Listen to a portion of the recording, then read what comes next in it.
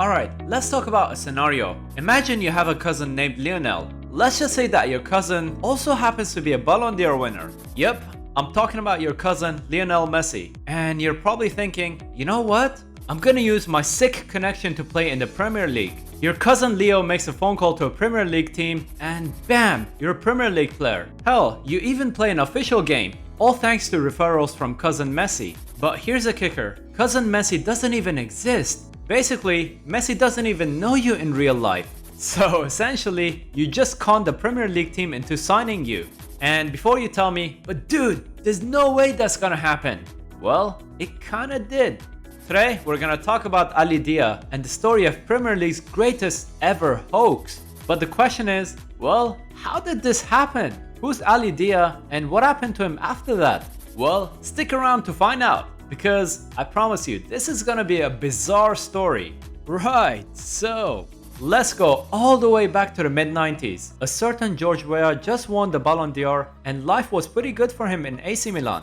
On the other hand, Aly Dia was also a footballer. Well, figuratively at least. Our boy Aly Dia was kinda related to the Milan striker George Weah.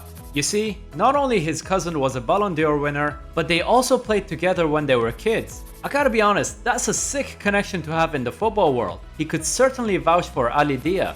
So, being a good cousin, George decided to make some phone calls.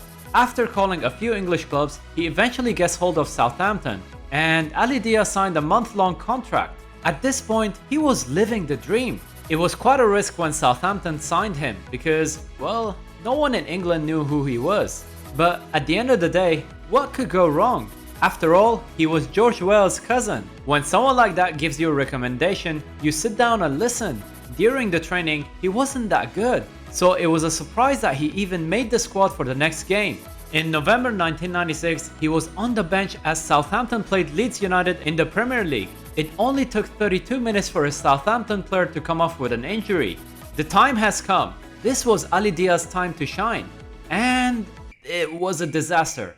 Like, really bad. Let me tell you how bad it was.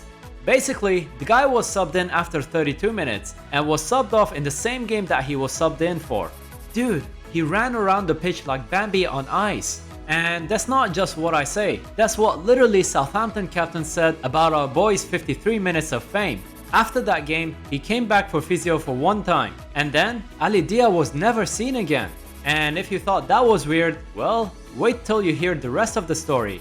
But before we talk about the rest of the story, a lot of time goes into making these videos, so your like and comments really mean a lot to me, and it really helps out the YouTube algorithm as well, as this is a young channel. So, after his Premier League debut, Aly Dia was never seen again. And that's when it all became clear. Aly Dia was not the cousin of Ballon d'Or winner George Weah. It wasn't even George Weah on the phone. And George Weah never had a cousin named Aly Dia. Aly Dia basically lied about his whole identity. But the question is, who is this mysterious character that managed to con his way into Premier League?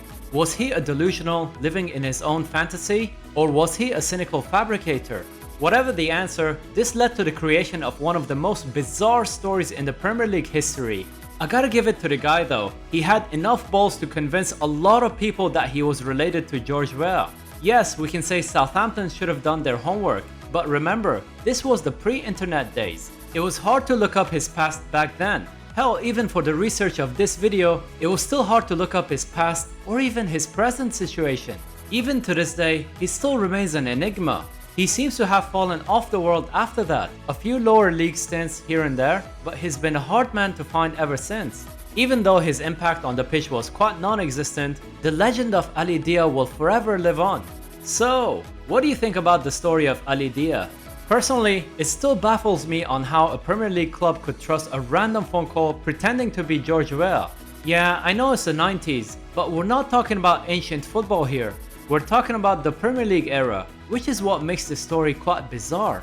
There's a whole world of stories behind this beautiful game, some amazing ones, some weird ones, and sadly, some tragic ones as well. Which is why I started this channel to tell stories like this in the way that I do. Is there a football story that you'd like me to cover in a video?